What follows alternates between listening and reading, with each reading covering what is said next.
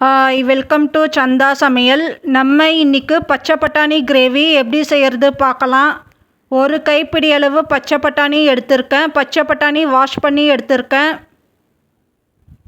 Mixie ஜாரில் பச்சை பட்டாணி சேர்த்துருக்கேன். கொஞ்சமாக தண்ணி சேர்த்து அரைச்சி எடுத்துக்கலாம்.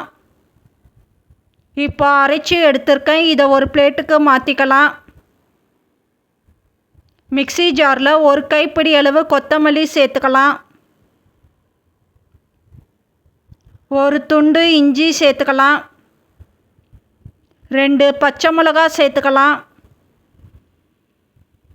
5 பல் பூண்டு சேர்த்துக்கலாம். இப்போ தண்ணி சேர்த்து ஸ்மூத்தாக அரைச்சி எடுத்துக்கலாம். இப்போ அரைச்சி எடுத்திருக்கேன். ஸ்டவ் ஆன் பண்ணி கடாய் வச்சுருக்கேன். கடாய் சூடானதோ எண்ணெய் சேர்த்துக்கலாம். ஒரு உருளைக்கிழங்கு கட் பண்ணி எடுத்திருக்கேன், சேர்த்துக்கலாம். உருளைக்கிழங்கு கோல்டன் ப்ரௌன் கலர் ஆகணும், ஃப்ரை பண்ணிக்கலாம். இப்போ ஃப்ரை ஆகியிருக்கு, ஒரு பிளேட்டுக்கு மாற்றிக்கலாம். இப்போ அரைச்ச பச்சை பட்டாணி சேர்த்துக்கலாம். பச்சை பட்டாணி 5 நிமிஷத்துக்கு வதங்கணும். லோ ஃப்ளேமில் வச்சு வதக்கிக்கலாம். இப்போ வதங்கி இருக்கு, ஒரு பிளேட்டுக்கு மாற்றிக்கலாம். இப்போ கிரேவி செய்ய ஸ்டார்ட் பண்ணிடலாம். எண்ணெய் சேர்த்துக்கலாம். 1/2 டீஸ்பூன் ஜீரகம் சேர்த்துக்கலாம். பெருங்காயத்தூள் கொஞ்சம் சேர்த்துக்கலாம். ஜீரகம் பொரியணும். இப்போ அரைச்ச கொத்தமல்லி விழுது சேர்த்துக்கலாம். கொத்தமல்லி விழுது கெட்டியாகணும், வதக்கிக்கலாம். மீடியம் சைஸ் தக்காளி 1 கட் பண்ணி எடுத்துருக்கேன், சேர்த்துக்கலாம். தக்காளி வதங்கணும், வதக்கிக்கலாம்.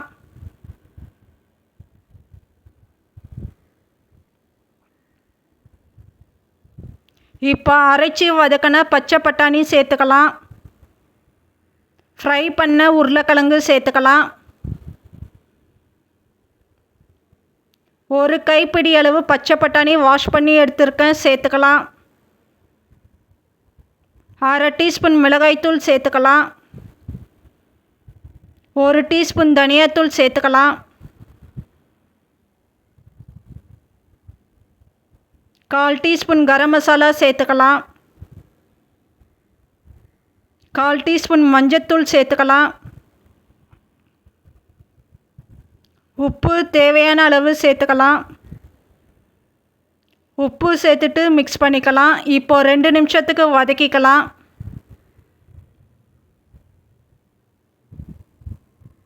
இப்போ தேவையான அளவு தண்ணி சேர்த்துக்கலாம்.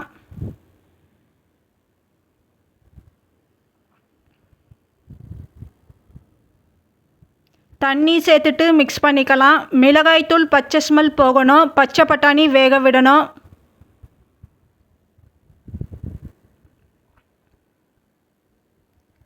இப்போ பச்சை பட்டாணி வெந்திருக்கு, ஸ்டவ் ஆஃப் பண்ணிடலாம். இப்போ நமக்கு பச்சை பட்டாணி கிரேவி ரெடி ஆகிடுச்சு. இந்த சேனல் பிடிச்சிருந்தால் லைக் பண்ணுங்கள், ஷேர் பண்ணுங்கள், சப்ஸ்கிரைப் பண்ணுங்கள்.